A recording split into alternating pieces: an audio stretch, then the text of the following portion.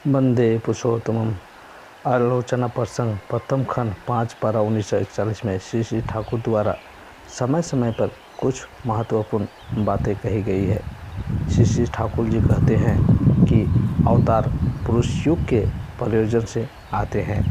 पूरी बातें बताने से पहले सभी गुरु भाइयों से मेरा अनुरोध है, जो भी गुरु भाई चैनल में विजिट कर रहे हैं कृपया सब्सक्राइब करें और लाइक शेयर जरूर करें।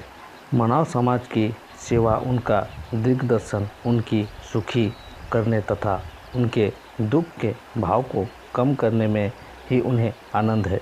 अपने को अवतार रूप में प्रतिष्ठित करना, लोगों को आकर्षित करना, क्या उनसे अपनी प्रशंसा सुनने की उन्हें कोई भी इच्छा नहीं रहती है? इस विषय में एक बार श्री श्री ठाकुर ने कहा था, अवतार पुरुष, पावक महापुरुष या साधारण मनुष्य, सबके लिए सृष्टि का नियम एक समान है।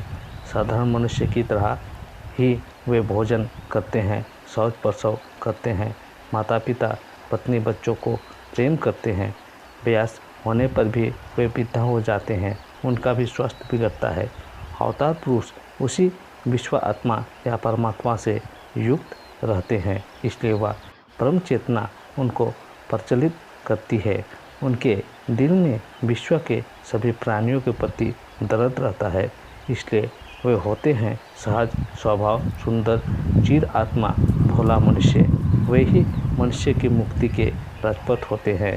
उनके सिवा इस नरलोक में ईश्वर प्राप्ति का दूसरा कोई पथ नहीं है। वह तमन के युगावतार पुरुष के मनुष्य की उपासना की वेदी होते हैं। उनकी उपासना करने से सभी पूर्वतनों की उपासना हो जाती है। वे यदि शरीर नहीं रहे तो उसके अनुवर्तनशील उपयुक्त आचार्य के निकट दीक्षित होकर उनके निर्देश को मानकर चलने से ही मंगल होता है।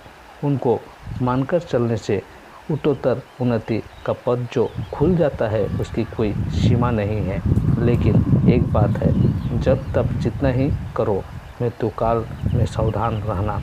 उस समय ईश्वर का नाम व चिंता प्रबल नहीं होने से परवर्ती जन्म में उन्नति नहीं होती है।